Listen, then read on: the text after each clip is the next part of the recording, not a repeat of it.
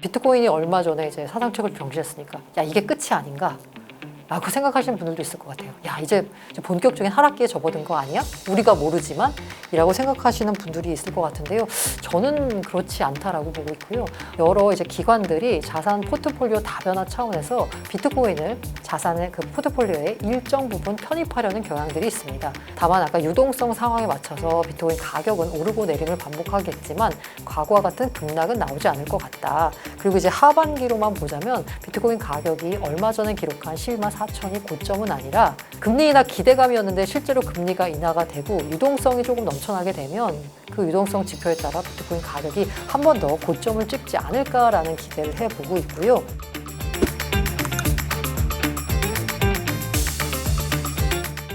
안녕하세요. 알기 쉬운 투자 뉴스, 코인 뉴스, 알고란 TV 운영하고 있는 고란이라고 합니다. 코인 관련된 경제 뉴스 관련된 신선한 깊이 있는 소식 전해드리니까요. 많이들 조댓구알이라고 하시죠? 많이 좋아요, 댓글, 알림 설정 부탁드리겠습니다.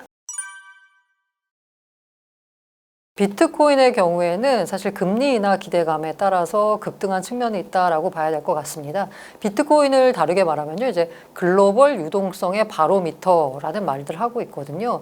사실 비트코인이 앞으로 나아가야 될 궁극적인 목표는 아마 디지털 금이 될 텐데요. 지금은 약간 안전자산이라기보다는 위험자산 성격이 더 강합니다. 때문에 시장의 유동성이 넘쳐날 때 비트코인으로도 그 물이 좀 넘쳐 흘러가면서 비트코인 가격으로 돈이 몰리면서 가격이 올라가는 경향이 있거든요. 근데 글로벌 유동성 측면에서 봤을 때 시장이 제일 기대하는 건 금리 인하였죠. 사실 7월 말 갑작스러운 고용 지표가 너무 나쁘게 나오면서 당시에 시장이 급락했습니다. 비트코인 역시나 급락을 했고요. 그런데 이후에 야 고용이 이렇게 나쁘면 금리를 빨리 낮춰야 되겠네? 라는 금리 인하에 대한 기대감이 퍼지면서 비트코인 가격이 급등을 했습니다. 비트코인 가격이 사상 최고치를 경신할 당시에 CME 페드워치라고 해서요. 앞으로 FOMC 연준이 기준금리 결정할 때 금리를 내릴지 어떨지 그 확률을 보는 사이트가 있잖아요. 거기 들어가 보시면 비트코인이 사상 최고치를 경신할 때 9월 금리 인하 가능성이 거의 99%, 거의 100%에 가까웠습니다. 아울러서 연내 3차례 내릴 거야 라는 기대감이 퍼졌습니다. 그렇게 해서 가격이 사상 최고치를 경신한 가운데 갑자기 CPI 지표가 나왔는데 CPI 지표도 코어 CPI를 보면은 조금 안 좋았어요. 그런데 이제 헤드라인 CPI가 어쨌든 간에 예상치보다 낮게 나오면서 야 이제 그럼 금리 내릴 수 있겠다. 라고 했는데 CPI 지표 나온 그 다음 날 PPI 지표가 나왔는데 PPI 지표는 생산자 물가 지표잖아요. 때문에 소비자 물가 지표에 약간 선행하는 경향이 있습니다. 그런데 그야말로 PPI 쇼크였습니다. 예상치 거의 3배를 웃도는 정도로 갑자기 물가가 급등한 겁니다. 그렇게 되면 연준 입장에서는 금리를 내릴 수가 없게 되는 거죠. 그렇게 되면서 9월 금리 인하 기대감이 70% 초반까지 후퇴하게 됐습니다. 그리고 나서 이제 잭슨홀이 열리니까 야 잭슨홀에서 파월 의장이 무슨 얘기를 하는가에 대해서 시장의 관심이 집중이 됐고요. 잭슨홀이 열리기 전까지는 다들 약간 좀 관망하는 분위기가 있었습니다. 그래서 좀 약하게 좀 떨어져가지고 횡보하는 모양새가 있다가 잭슨홀 때 파월 의장이 금리 인하를 시사하는 듯한 발언을 하면서 시장이 환호했죠. 그러면서 비트코인 가격도 올랐고요. 물론 사상 최고치는 훨씬 못 미치지만 이더리움 같은 경우에는 특히나 이제 극적으로 반응하면서 전고점을 경신하기도 했고요. 하지만 주말 이제 잭슨홀이 끝나고 나서 시장이 이제 시간을 두고 천천히 생각을 해보니까 이 파월 의장의 발언을 보면 뭐 9월에는 금리를 내릴 수 있겠지만 그것도 데이터에 따라서 그 향후 금리 방향은 결정이 되는 거고 지금 분위기로 봐서는 연내에 3번은 어려울 것 같아. 2번도 좀 고개를 갸웃하게 되는데 라면서 금리 인하에 대한 기대감이 후퇴하면서 오히려 가격이 하락한 것 같습니다. 근데 이제 반면에 비트코인과 비교해서 미국 주식 같은 경우에는 좀 덜 떨어졌거든요. 그 이유가 보자면 주식은 실적이 있습니다. 그래서 이제 개별 기업별로 특히나 이제 빅세븐 같은 경우에는 사실 뭐 관세 여파가 우려된다라고 하지만 실적이 계속 잘 나오고 있거든요. 뭐 AI 버블론 나오겠지만 최근 뭐 엔비디아 실적 발표도 앞두고 있긴 하지만 어쨌든 실적이 잘 나오고 있어요. 이 때문에 기업 같은 경우에는 실적으로 좀 약간 받쳐주는 부분이 있는데 비트코인 경우에는 말씀드린 대로 뭐 나쁘게 말하면 내재 가치가 없다라고 할 수 있을 것 같고요. 그 자산의 성격을 보자면 유동성의 바로미터이기 때문에 유동성에 대한 기대감이 있다가 이게 후퇴를 하니까 오히려 가격이 더 밀리는 경향이 있다라고 볼 수 있을 것 같습니다. 그렇게 해서 비트코인 같은 경우에 현재 이제 11만 달러 선을 왔다 갔다 하고 있고요. 자, 이더리움의 경우에도 사실 비트코인과 같은 관점에서 글로벌 유동성 측면에서 볼 수 있지만 이더리움의 경우에는 가격 수준 자체를 놓고 보시면 비트코인보다도 훨씬 더 높은 수준에서 레벨이 형성되어 있는 상태입니다. 특히나 최근에는 정고점을 한 차례 경신했다가 또 경신하면서 와 진짜 5,000달러, 10,000달러 가는 거 아니냐라는 기대감이 있었고요. 그 이유를 보자면요. 사실 코인 시장에서는 비트코인이 감기에 걸리면 알트코인은 폐렴에 걸린다라는 말이 나올 정도로 비트코인의 가격 움직임에 따라서 알트코인 가격이 더 큰 폭으로 움직입니다. 그래서 사실 오를 때야 더 많이 오르지만 떨어질 때 더 많이 떨어지는 경향이 있고요. 그런데 이더리움의 경우에는 최근 들어서는 비트코인보다도 오히려 더 강한 모습을 보여줬는데요. 그 이유는 바로 수급 때문입니다. 비트코인에는 없는 수급이 이더리움에는 현재 있습니다. 지금 모든 알트코인 가운데 이더리움의 수급이 가장 좋은 상태인데요. 저는 이더리움의 수급을 움직이는 요소를 보자면 그 두 개의 심장이 있다라는 표현을 드립니다. 하나는 ETF, 하나는 DAT, 디지털 애셋 트레저리라고 해서 이더리움을 사서 모으는 전략을 추구하는 기업들이 있는데요. 최근을 기준으로 보니까 이 ETF와 DAT 기업들이 모은 이더리움 숫자가 1,000만 개를 넘어섰습니다. 이게 정말 무서운 속도로 이더리움을 사서 모으고 있고요. 거래소에선 이더 물량이 씨가 마르는 거 아니냐라는 얘기가 나올 정도로 워낙 수급 상황이 좋기 때문에 이더리움 가격이 급하게 오른 경향이 있고요. 전고점 찍고 조정을 받는 건 아무래도 차익 실현 매물 물량이 나오는 것에 더해서 앞서 말씀드린 글로벌 유동성 기대감 후퇴에 따라서 이더리움 가격 역시나 조정세를 보인다라고 볼 수 있고요. 그리고 이더리움의 경우에는 앞으로 이제 가격 흐름을 보자면 제가 말씀드린 DAT 기업들이 얼마나 이더리움을 사서 모으느냐, ETF로 자금이 얼마나 들어오느냐를 보시면 이더리움이 비트코인보다도 더 강한 가격 흐름을 보여줄 수 있냐 없냐를 좀 판단하실 수 있는 지표가 될 수 있을 것 같습니다. 다르다라고 하는 건 사실 트럼프 대통령이 와가지고 명확하건 뭐 두 차례 뭐 행정명령도 내기로 했고요. 이른바 크립토 관련된 200쪽에 가까운 뭐 보고서를 내기도 하면서 이른바 규제 측면에서 코인을 적극적으로 지지하겠다라는 입장을 아예 대놓고 밝히고 있습니다.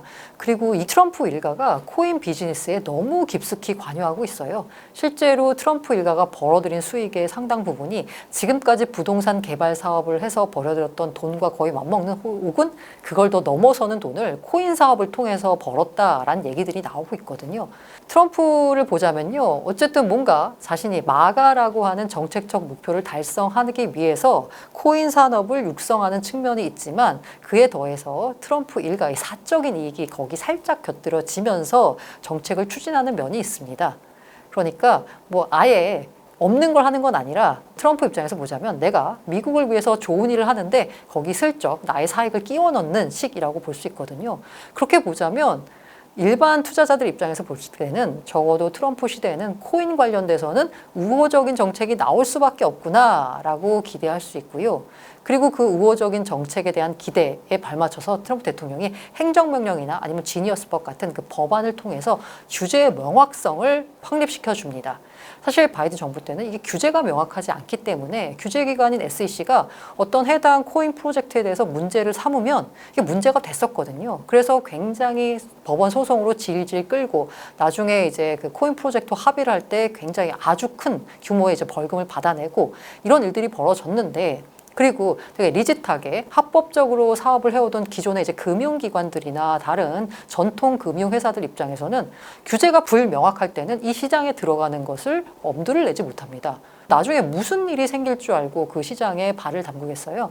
그런데 트럼프 시대에는 규제 명확성을 통해서 모든 걸 다 정리를 해주니까 이 전통 금융회사들이 코인 시장에 진입하기가 굉장히 쉬워졌고요. 이 때문에 최근 들어서 발표되는 블랙락의 비트코인 ETF를 들고 있는 그 기관들 목록을 보자면 약간 보수적이라고 할 수 있는 연금 같은 것들도 들어와 있고요. 뭐 국부펀드도 들어가 있고요. 이런 정도로 저변이 확대되고 있다라고 볼 수 있을 것 같습니다. 비트코인의 경우에는 그렇고요. 뭐 뭐 최근에 그 트럼프가 아까 제가 규제적으로 뭔가 여러 가지 도움이 되는 친코인 정책을 취한다라고 했을 때 대표적으로 이제 401k, 우리로 치면 이제 퇴직연금이죠. 401k가 코인에 투자할 수 있게끔 이제 길을 열어준 것도 규제 명확성 측면에선 같은 맥락에 있는 거고요. 그리고 알트코인의 경우에는 더 극적입니다. 사실 그 SEC가 지난 바이든 정부 때 코인 프로젝트에서 문제를 삼을 때 비트코인의 경우에는 중앙화된 주체가 없잖아요. 근데 알트코인에는 재단이라고 하는 이 코인을 발행하는 그 주체가 있습니다. 그 주체를 문제 삼아서 여러 가지 소송을 펼쳤고요. 그런데 지금 신임 SEC 의장으로 임명된 사람을 보자면 폴 애트킨스라는 분인데, 이분 같은 경우에 과거 이제 SEC 위원을 지냈고요. 그리고 이제 SEC에서 나와서 컨설팅 업체를 운영하는데, 그 컨설팅 업체에서 하는 일이 뭐였냐면 SEC의 각종 규제를 피해갈 수 있는 방법을 알려주는 거였어요. 그런 컨설팅 업체의 대표가 SEC의 의장이 된 거잖아요. 그래서 신임 의장이 이제 임명되고 나서 신임 SEC 의장이 7월 말에 프로젝트 크립토라는 걸 발표합니다. 그걸 보자면 여러 가지 측면에서 코인 산업을 육성하겠다. 그리고 SEC가 코인업을 전반적으로 밀어주겠다라는 내용이 그 프로젝트 크립토라는 그 선언 아래 정말 자세하게 담겨 있어요. 이렇게 그 SEC 신임 의장이 코인 프로젝트를 미는 이유는 뭐냐면, 이 코인은, 크립토가 기존의 전통 금융에서는 없던 방식으로 금융 거래의 효율성을 제고한다라는 입장이에요. 다시 말해서 그 프로젝트 크립토를 보자면 그 모토가 뭐냐면 미국의 금융 시장을 온체인화하겠다라는 거예요. 지금까지의 금융 거래라고 하는 건 굉장히 낡은 전통 방식이었는데, 인터넷이 되고 모든 데이터가 실시간으로 오간 AI 시대에는 이 모든 금융 거래를 온체인화 시켜서 효율적으로 할 수 있다라고 내세운 거거든요. 그럼 그 과정에서 여러 가지 코인 프로젝트들이 나올 테고, 그걸 이루기 위해서 여러 가지 알트코인들에 대한 지원이 이루어질 겁니다. 때문에 알트코인은 앞서 말씀드린 데 전례가 없다라고 표현을 드렸는데요. 아마 굉장히 사업하기 좋은 환경을 지금 현재 미국 정부가 만들어주고 있다라고 보시면 될 것 같습니다. 과거에 시장에 이제 온기가 돌 때, 이른바 이제 크립토 썸머가 왔을 때는 어떤 일이 벌어졌냐면, 일단 비트가 먼저 오릅니다. 그러면 이제 비트를 투자해서 돈을 좀 번 사람들이 비트는 많이 올랐으니까 더 이상 추가 수익을 거두기가 좀 어려울 것 같으니까 알트코인으로 눈을 돌려요. 알트코인 가운데 가장 시가총액이 큰 게 바로 이더리움입니다. 그래서 이제 이더리움을 투자를 해서, 이더리움 또 가격이 많이 올라요. 그러면 이더리움 말고 더 내가 큰 수익을 거둘 수 있는 게 뭐가 있지? 라고 보면 라지캡 알트코인이라 그래서 시가총액이 좀 큰 시가총액 상위 코인들로 또 자금이, 돈이 흘러갑니다. 그리고 마지막으로 이제 피날레를 장식하는 게 바로 이른바 모든 알트코인이 다 오르는 알트 시즌을 끝으로, 그 다음에는 이제 가격 하락이 오는 거죠. 그래서 이제 크립토 윈터가 오는데요. 그런데 이제 비트코인 가격만 놓고 보자면 24년부터 비트코인 가격은 올라오기 시작했습니다. 그런데 우리가 이제 기억을 떠올려 보면 24년에는 알트코인 가격이 올랐나? 라는 생각이 드실 거예요. 이게 24년에 시작된 비트코인 가격 상승이 과거의 가격 상승과 다른 점은 뭐냐면, 비트코인 가격이 왜 올랐냐? 외부에 있던 자금이 코인 시장으로 들어온 게 아니라요. 24년 1월에 비트코인 ETF가 나오면서 기존의 코인 시장에 들어가지 않았던 돈들이 ETF를 통해서 비트코인 매수 자금으로 쓰인 겁니다. 그러면 이게 과거와는 다른 게 뭐냐면, 이렇게 ETF를 통해서 비트코인을 산 돈은 비트코인을 팔고서 그 다음에 알트코인을 사지 않아요. 내가 비트코인 ETF로 돈을 벌었어. 그러면 돈이 필요하면 그냥 비트코인을 팔고서 그냥 시장을 떠납니다. 그 판돈이 알트코인으로 흘러 들어가지 않아요. 그렇기 때문에 24년도를 보자면 비트코인만 오르는 비트코인 독주 장세가 온 거예요. 그러고 이제 시장이 진행되고 있다가 시간을 거치면서 최근 들어서 이더리움 가격이 오르기 시작했습니다. 자, 이더리움 가격은 정말 또 사람들이 기대하는 게, 비트 오른 다음에 이더가 올라야 되는데 이더리움 가격이 그야말로 정말 헤매고 있었거든요. 특히나 이제 4월 7일 우리가 관세 여파 있었을 때를 보자면요, 이더리움 가격이 $1,400 선을 내주기도 했습니다. 물론 그때는 모든 코인들이 다 떨어졌기 때문에 특별히 이더리움만 떨어졌다라고는 볼 수는 없지만, 이더리움 가격은 전고점을 경신하지도 못하고 계속 밀리면서 $1,400 선도 내줄 정도로 밀린 거예요. 그러고 있다가 그때를 바닥으로 해서 스물스물 올라오기 시작하는데 그때를 즈음해가지고 무슨 발표가 있었냐면요. 샤프링크라고 하는 조셉 루빈, 이더리움의 공동 창립자거든요. 이 사람이 내가 샤프링크라는 회사를 통해서 이더리움을 사서 모으는 디지털 에셋 재무 전략을 취하겠다라고 발표를 합니다. 비트코인을 사서 모은 회사가 스트래터지가 있죠. 스트래터지는 2020년에 비트코인을 사서 모으기 시작해서 지금 현재 엄청난 성공을 거뒀죠. 비트코인을 한 63만 개 정도 들고 있고요. 주가는 무려 10배 넘게 올랐습니다. 이 정도로 성공했어요. 그런데 이런 비트코인에서 나타났던 성공 사례를 조셉 루빈이 내가 이더리움으로 한번 해보겠다라고 선언을 한 거예요. 그때부터 가격이 슬금슬금 올라오기 시작합니다. 그리고 결정적으로 갑자기 이제 톰 리라고 하는 월가 출신 펀드스트랩 창업자죠. 이 월가에서 월가 밥 좀 먹어봤다라고 하는 세력들이 모여서 자, 우리가 자금을 모아서 이더리움을 본격적으로 사서 모으는 회사를 만들게요. 정확히 말하면 비트마인이라는 회사를 이더리움 재무 전략을 취하는 회사로 만들게요 라고 발표를 하면서 이 회사가 27조 원어치 자금을 조달해서 이더리움 사겠다 이렇게 발표를 한 거예요. 실제로 이더리움을 엄청 사서 모읍니다. 지금 아마 160만 개인가? 발표한 지 한 2달 됐나 싶을 정도인데 이렇게 이제 이더리움을 많이 사서 모은 거예요. 갑자기 이더를 사서 모으는 주체가 2개가 생긴 거죠. 하나는 앞서 말씀드린 DAT 기업, 또 하나는 샤프링크 발표하고 비트마인 발표하고 나니까 ETF로 드디어 돈이 들어오기 시작합니다. 그래서 앞서 말씀드린 대로 지금까지 이런 DAT 기업들과 ETF로 들어온 이들이 모은 이더리움이 1000만 개가 드디어 넘어설 정도로 이더리움에 대한 매수세가 붙은 거예요. 이렇게 매수세가 붙으면서 가격이 오르니까 당연히 일반 투자자들도 이도 가격 가네? 이도 될 것 같네? 라고 하면서 추가 매수세가 또 붙은 거죠. 그러다 보니까 이더리움 가격이 아까 제가 4월 7일에 1,400달러 선을 내주기도 했다라는 말씀을 드렸는데요. 이게 단숨에 4월 7일에서 지금 8월쯤 한 4달쯤 지났나? 무려 4,900달러까지 갔으니까 몇 배가 오른 거예요. 3배 이상 오를 정도로 가격이 강세를 보인 겁니다. 그러면 이 돈은 ETF를 통해서 시장에 들어온 게 아니라 그냥 이더를 사서 가격이 올라갔잖아요. 그럼 이들은 이더 말고 이더 많이 올랐으니까 다른 코인 뭐 없나? 라고 주변을 둘러보게 되죠. 그렇게 되면 소위 말하는 우리가 말하는 이더 베타 코인이라고 하는데 야, 이더가 1만큼 오르면 한 3, 4만큼 더 오르는 코인이 뭐가 있지? 라고 하면서 일부 이더 생태계에 있는 알트코인에도 온기가 전해지게 됐습니다. 그래서 앞서 말씀드린 24년에 시작된 비트코인 상승이 왜 이더리움 그리고 라지캡 알트 시즌으로 이어지지 않았나를 보자면 돈의 흐름이 없었거든요. 그런데 이더리움이 오르니까 이더로 들어온 돈은 다른 알트코인으로 이렇게 서서히 이렇게 흘러가게 되면서 이더뿐만이 아니라 이더 생태계에 있는 다른 알트코인도 좀 수혜를 보게 됐습니다. 다만 과거와는 좀 다른 점이라고 보자면 과거에는 이렇게 오른 게 이른바 이제 다른 그냥 자발트까지 모두 다 자금이 돈이 흘러갔거든요.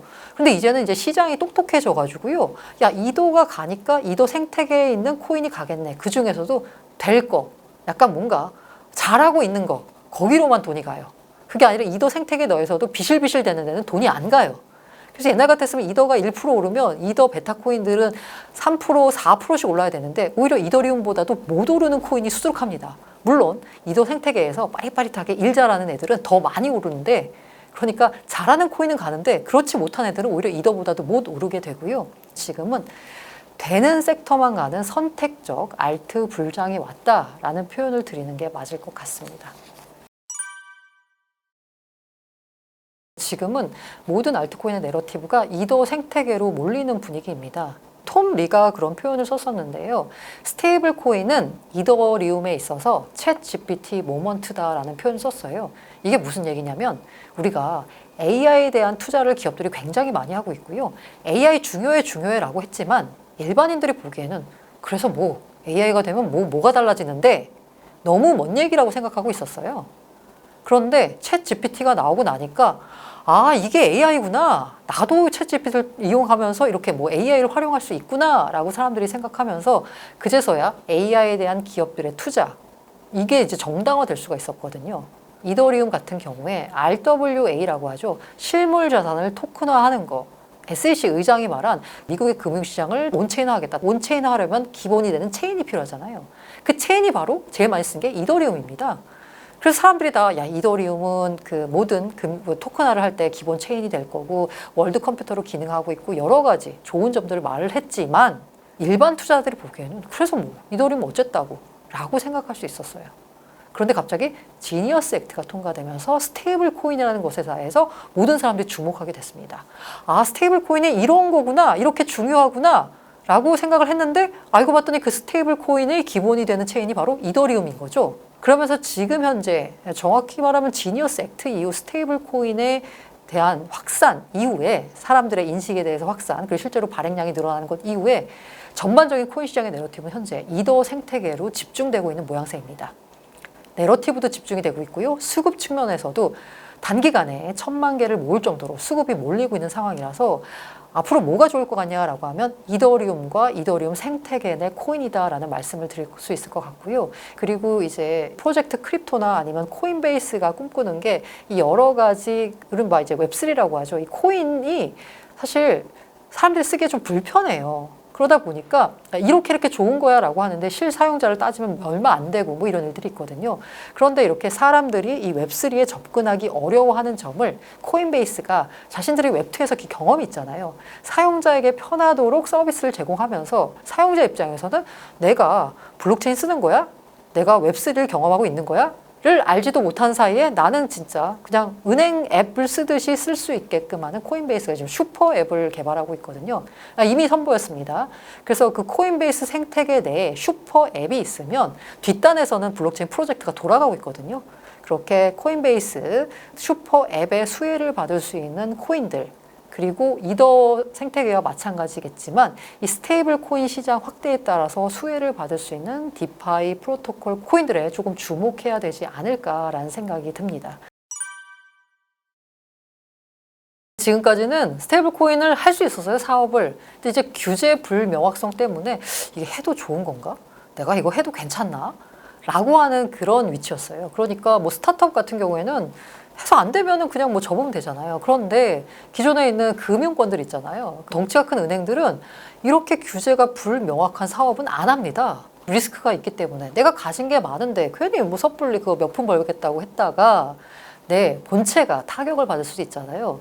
그런데 스테이블 코인 관련 법안인 지니어스 액트가 통과가 되면서 이러저러한 방법으로 사업을 하면 돼 라고 하면서 합법적인 방향을 알려준 거죠. 그러니까 그 법을 지키면서 사업을 하면 되는 겁니다. 그런데 이제 스테이블 코인 같은 경우에는 미국 정부가 많이들 들어보셨겠지만 스테이블 코인을 발행사들이 미국 국채를 사줄 수 있는 주요 주체가 되거든요. 때문에 미국 정부에서 어떻게 보자면 달러 패권 강화에 스테이블 코인이 좀 기여하는 부분도 있고요. 미국 정부가 대놓고 밀어주고 있습니다. 그렇게 하면서 스테이블 코인 시장이 커질 거다. 그리고 지금까지는 일종의 뭐 테더나 서클이나 다 스타트업이라고 볼 수 있잖아요. 그게 아니라 JP 모건이, BOA가, 테슬라가, 아마존이 스테이블 코인을 발행할 수도 있다라는 얘기가 나오고 있잖아요. 그렇게 되면 스테이블 코인 시장이 어마어마하게 커질 거다라는 기대감이 지금 작용하고 있고요. 실제로 이런 기대감 때문인지 스테이블 코인 발행량 자체를 보자면 아직 법이 본격적으로 시행되기 전인데 지니어스 액트 통과 전에는 한 2,400억 달러 정도 됐었거든요. 그런데 한 두 달 지났나? 지금 보니까 한 2,600억 달러로 한 달여 사이에 굉장히 급증했더라고요. 그만큼 사람들이 스테이블 코인에 대한 관심이 많아진다라고 볼 수 있고요. 그리고 지금 나타난 모습이 조금 특이한 점이 뭐냐면 지니어스 액트에는 스테이블 코인을 발행을 할 때 무조건 미국 달러 예금, 미국 단기 국채를 담보금으로 들고 있어야 돼요. 그런데 이 코인 시장에서 통용되는 스테이블 코인 가운데 일종의 약간 파생 상품형 스테이블 코인이 있습니다. 대표적인 게 USDE라는 게 있는데 이게 스테이블 코인인데 이게 거래소에서 약간 현선물 거래 뭐 아비트라지를 활용해 가지고 설명드리자면 좀 복잡한데 결론은 뭐냐면 스테이블 코인을 들고 있어도 거기에다가 이자를 주는 거예요. 그런데 이 USDE라는 코인은요. 지니어스법 액트에 따르면 미국에서 사업을 할 수가 없어요. 왜냐하면 지니어스 액트에 따르면 이자를 주면 안 되고요. 스테이블 코인에. 그리고 무조건 담보금은 미국 국채를 들고 있어야 돼요. 그런데 요거는 지금 그 지니어스 액트 기준에서는 약간 어긋나거든요. 만약에 지니어스 액트가 통과가 되면 USDE 같은 거는 야 이게 뭔가 힘을 잃는 거 아니냐, 좀 사라지게 되는 거 아니냐 라고 걱정을 했거든요. 그런데 제가 아까 스테이블 코인 발행량 늘었다라고 했잖아요. 그 지니어스 X 통과 이후에 발행량이 절대 양이 아니고 퍼센트로만 보자면 USDE가 가장 크게 성장했습니다. 최근 30일 기준으로 발행량이 64%나 증가했어요. USDT나 USDC를 빼고도 뭐 그걸 압도하는 식으로 가장 크게 성장을 했는데요. 이유를 뜯어보자면 지니어스 액트는 미국인을 대상으로 미국에서 영업할 때 문제가 되는 법이거든요. 그러니까 글로벌 대상으로는 문제가 되지 않아요. 그런데 이 USDE 같은 경우에는 스테이블 코인은 들고만 있어도 이자, 보상이 나오는 구조거든요. 그러다 보니까 사람들이 미국 관할권에서 미국인만 아니면 투자가 가능한데 스테이블 코인인데 이자도 준다고? 라고 하면서 오히려 USDE의 발행량이 급증한 게 좀 특이한 점이라면 제가 생각해 좀 특이한 점인 것 같습니다. 그리고 이자 지급을 금지한다라는 내용이 지니어스 액트에 나와 있지만 그렇다고 스테이블 코인들이 이자를 안 줄까가 아니라요. 아마 스테이블 코인 발행사들은 스테이블 코인 자체로는 이자를 주지 않지만 자기들이 이걸 발행을 하면서 그것과 연계된 여러 가지 디파이 프로토콜이나 관련 상품들 옆에다 붙여서 아마 이자를 줄 거예요. 그래야지 사람들이 해당 스테이블 코인을 쓰겠죠. 이렇게 되면서 점점 스테이블 코인 시장은 커지지 않을까라는 생각이 들고 있고요. 이렇게 커진 스테이블 코인 가운데 일부는 아마 스테이블 코인 이제 하다 보면은 거기서 이제 보상이 나오는데 그 보상이 뭐 5% 이렇게 나오거든요. 4% 이렇게 나오면 처음에 이제 코인에 이제 일종의 이제 발을 담갔잖아요. 그런데 이제 4% 5% 이상보다는 이거 보니까 야, 알트코인 투자하면은 돈 훨씬 많이 버네?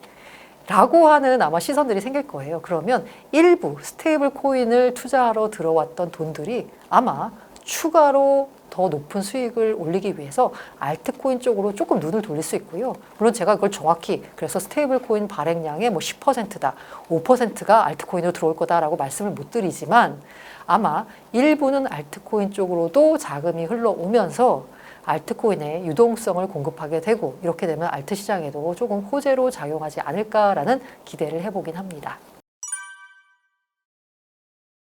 달러 스테이블 코인은 뭐 어디서 갑자기 떨어진 게 아니라요. 달러라고 하는 화폐를 토큰화 시켜서 달러 스테이블 코인으로 만든 거거든요. 원화 스테이블 코인은 원화라는 화폐를 온체인에 올려가지고 스테이블 코인으로 만든 겁니다. 때문에 이게 우리가 달러 스테이블 코인, 원화 스테이블 코인 얘기를 할 때 스테이블 코인이 중요한 게 아니고요. 앞에 달러, 원화가 중요합니다. 그러다 보니까 우리가 원화 스테이블 코인 얘기를 할 때 야, 원화 스테이블 코인 거기 이제 뭔가 무슨 의미가 있어 라고 했을 때 아마 그냥 스테이블 코인 사이의 패권은 그냥 지금 현재의 그 통화 패권 그 순서대로 갈 거예요. 다만 이제 스테이블 코인 같은 경우에는 국경이 없고 이른바 저는 이제 통화 고속도로라는 표현을 쓰는데 고속도로가 깔리게 되는 셈이기 때문에 힘센 애들이 더 빨리 영향력을 확장하는 데 도움이 되겠죠. 그래서 이제 달러 패권의 강화 연결이 되는 거고요. 원화 스테이블 코인 어디다 쓰냐라고 했을 때 그냥 원화를 어디다 쓰지? 라고 생각해 보시면 그 용처가 아마 정해질 겁니다. 원화를 어디다 쓰겠어요? 그냥 한국에서 쓸 수밖에 없어요. 아니면 이제 많이 얘기하는 게 우리가 매력이 있는 뭐 케이팝 굿즈를 사는데 뭐 원화 스테이블 코인을 쓰게 한다 뭐 이런 얘기들이 나오고 있는데 어쨌든 간에 원화 스테이블 코인은 뭐 만들면 만들 수 있습니다. 다만 이제 원화에 마찬가지로 여기에도 외환 규제가 들어가야 되고요. 금융당국에 뭔가 규제가 들어가야 되는데 문제가 뭐냐? 스테이블 코인은 이게 규제에서 벗어나기가 굉장히 쉬운 구조이거든요. 그러다 보니까 한국은행 등 이 외환을 관리해야 될 금융당국 입장에서는 고심이 깊을 수밖에 없고요. 그래서 신중하자. 초반에는 금융권 중심으로 하자라는 얘기가 나올 수밖에 없고요. 그런데 스테이블 코인 도입이 가능하냐 아니냐의 문제를 떠나서 이건 이제 할 수밖에 없다라는 생각이 드는데요. 이 스테이블 코인은 제가 아까 말씀드린 대로 화폐를 토큰화했다라는 표현을 썼잖아요. 온체인에 올렸다는 표현을 썼어요. 우리가 코인이라고 했을 때 온체인에 올렸다라고 했을 때 가장 큰 차이가 뭐냐면 이제 비트코인을 표현할 때도 그런 표현을 씁니다. 프로그래머블 머니. 그러니까 화폐가 있잖아요. 돈. 우리가 아는 달러, 원화. 여기는 프로그래밍이 되지 않습니다. 그런데 비트코인, 코인은 이더리움 같은 경우에 거기다가 프로그래밍을 할 수가 있어요. 거기다 코드를 집어넣어서 뭔가 만들 수가 있는 거예요. 그러면 지금까지의 결제는 인간이 하는 겁니다. 그런데 이제 AI 얘기하면서 AI 에이전트 말씀들 많이 하시잖아요. AI가 다 알아서 해주는 시대로 이제 간다라고 하잖아요.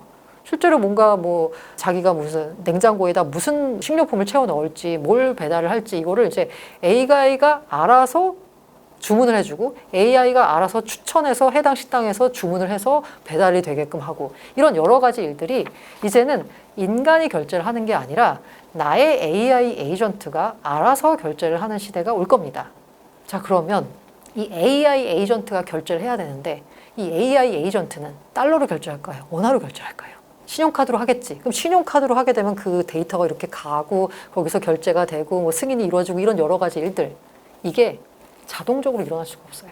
왜냐하면 그 돈에는 프로그래밍이 돼 있지 않습니다. 우리가 신용카드 결제하고 뭐 은행 예금을 송금하면 이거 뭐 바로 전송, 아니 앱 깔아가지고 돈 보내면 돈 바로 보내지는데 뭐라고 하는데, 실제로 보자면요, 가치가 이전되는 게 아니고요, 그냥 은행끼리 이렇게 정산하는 겁니다. 내가 5만 원을 보냈으니까 A 고객에 신한은행에서 5만 원을 차감하고 저기 뭐 KB국민은행으로 5만 원을 더 붙이고 하는 식으로, 일종의 이렇게 이제 은행들끼리 뭔가 이게 장부거래에서 차감하고 이런 식으로 이루어지는 거예요. 실제로 가치가 이전하는 게 아닙니다. 그런데 토큰화를 하게 되면 실질 가치 이전이 이루어지게 되는 거죠. 그럼 미래에는 AI 에이전트들끼리 결제를 해야 될 때 달러, 원화를 이용하는 게 아니라 달러 스테이블 코인, 원화 스테이블 코인을 이용할 수밖에 없어요. 그런데 만약에 우리가 원화 스테이블 코인이 없으면 이 AI 에이전트들이 결제를 할 때 원화는 없네요. 그럼 어떻게 해야 되지? 당연히 달러 스테이블 코인을 쓰겠죠. 이렇게 미래에 아니 도대체 원화 스테이블 코인 만들어서 그거 누가 써? 라고 할 때 인간이 쓰진 않겠지만 AI 에이전트들은 프로그래머블 머니를 쓸 수밖에 없고, 그런 측면에서는 원화 스테이블 코인도 도입돼야 한다라는 생각이 들고 있고요. 그게 약간 잘 와닿지 않으시면 저는 이런 비유를 써요. 우리가 지금 혹시 이게 보시는 분들 가운데 내가 현금 결제해 본 적이 언제세요? 현금을 내본 적이? 물건을 사고 버스를 타고 할 때 현금을 내본 기억이 별로 없으실 거예요. 다 아마 카드로 할 겁니다. 카드가 없으면 어떻게 해요? 토스로 송금하죠. 현금이 사라졌어요. 그러면 미래에는 과연, 지금은 다 인간이 결제하고 있잖아요. 인간의 결제와 AI 결제의 비중이 얼마가 될까요? 제 생각엔 아마 지금 우리가 현금을 쓰는 비중과 카드를 쓰는 비중 비슷하게 미래 사회에서는 인간의 결제보다는 AI 결제가 다수를 이룰 것 같습니다. 그래서 내가 언제 결제해봤지? 이렇게 아마 생각해보는 날이 올 거예요. 그때를 대비하면 달러, 원화, 화폐로는 AI 에이전트가 쓸 수가 없기 때문에 이걸 토큰화 시킨 달러 스테이블 코인, 원화 스테이블 코인이 필요하다. 때문에 원화 스테이블 코인을 하고 말고의 문제가 아니라 해야만 한다라는 생각이 듭니다. 그럼 이렇게 했을 때 잘 돼야 되겠죠.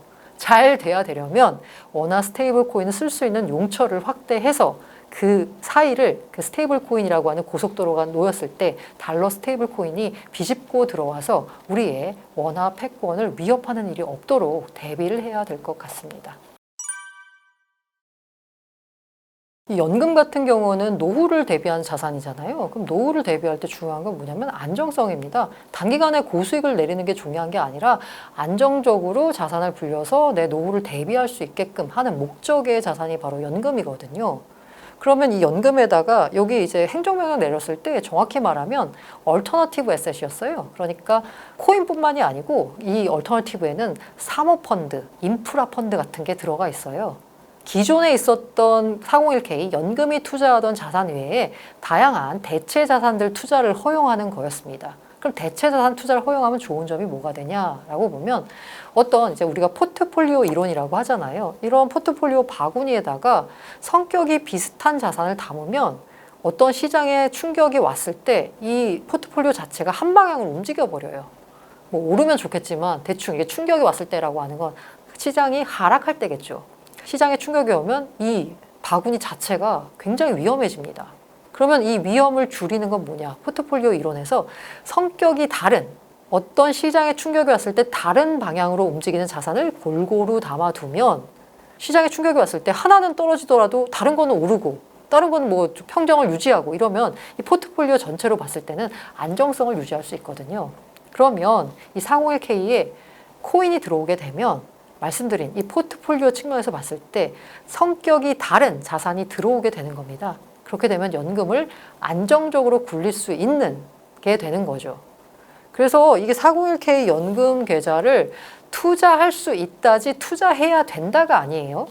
그 401k 같은 경우, 퇴직연금 같은 경우에도 사실 개인이 알아서 한다기보다는 이 퇴직연금을 굴러주는 그 어드바이저나 아니면 매니저들이 있을 거 아니에요. 이들이 이제 여러 가지 위험도를 평가를 해봐서 코인을 얼마나 넣을지를 결정할 것 같은데, 사실 401k에서 코인 투자를 허용했다라고 해서 시장을 일단 당장 반응하긴 했는데, 그런데 연금을 운용하는 사람들이 제일 보수적입니다. 왜냐하면 안정적으로 유지해야 되기 때문에. 그래서 이들이 자신들의 포트폴리오에 코인을 담기까지는 아마 굉장한 시간이 걸릴 거다라는 예상이 나오고 있어서요. 가능성은 열어뒀다라는 측면에서는 긍정적이고 포트폴리오 다변화 차원에서는 긍정적인 면이 맞는데 그렇다고 당장 이 연금을 통해서 엄청난 비트코인 매수세가 들어올 거냐는 아니고요. 네, 가능성 정도로 생각해 주시면 좋을 것 같습니다. 지금 최근 들어서 뭐 비트코인을 비롯해서 이더리움도 조정을 보이니까 이른바 이제 사이클 이론이 있잖아요. 4년 만에 이제 굉장히 불장을 맞았다가 그 다음에 다시 이제 침태로 갔다가 다시 이제 불장이 오고 이런 사이클 이론에 따르면 비트코인이 얼마 전에 이제 사상책을 병실했으니까 야 이게 끝이 아닌가? 라고 생각하시는 분들도 있을 것 같아요. 야, 이제 본격적인 하락기에 접어든 거 아니야? 우리가 모르지만? 이라고 생각하시는 분들이 있을 것 같은데요. 저는 그렇지 않다라고 보고 있고요. 최소한 비트코인의 경우에는 앞서 퇴직연금도 마찬가지지만 여러 이제 기관들이 자산 포트폴리오 다변화 차원에서 비트코인을 자산의 그 포트폴리오에 일정 부분 편입하려는 경향들이 있습니다. 그러니까 샀다 팔았다는 자산이 아니고요. 포트폴리오에 어느 정도는 들고 가야 되는 자산으로 인식하는 경향이 있기 때문에 이들 기관들이 포트폴리오의 일정 부분을 채워 나가야 한다면 지금은 뭐 100개 중에 한 뭐 10개 정도만 포트에 비트를 담았다고 하면 앞으로 이제 90개의 기관들이 더 포트에 비트를 담아야 하잖아요.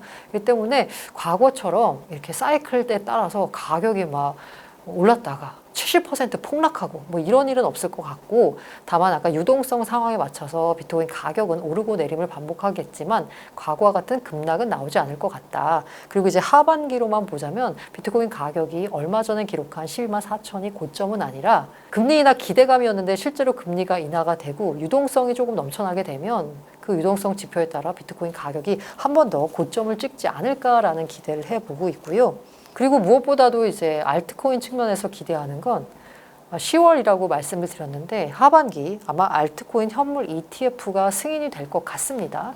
시점이 정확히는 언제일지 모르겠지만 이 알트코인 현물 ETF 승인은 사실 실제로 이 알트코인 ETF로 돈이 얼마나 들어오느냐라기보다는 시장 전반에 투자 심리를 좋게 만들어 가지고요. 알트코인 쪽으로 돈이 들어오게 만들어서 알트코인 쪽이 조금 더 각광을 받지 않을까 상반기보다는 라는 생각인데 말씀드린 대로 다 온기가 전해지는 건 아니라 시장 내러티브를 주도하고 있는 일부 특정 알트 섹터에 온기가 갈 것 같고요.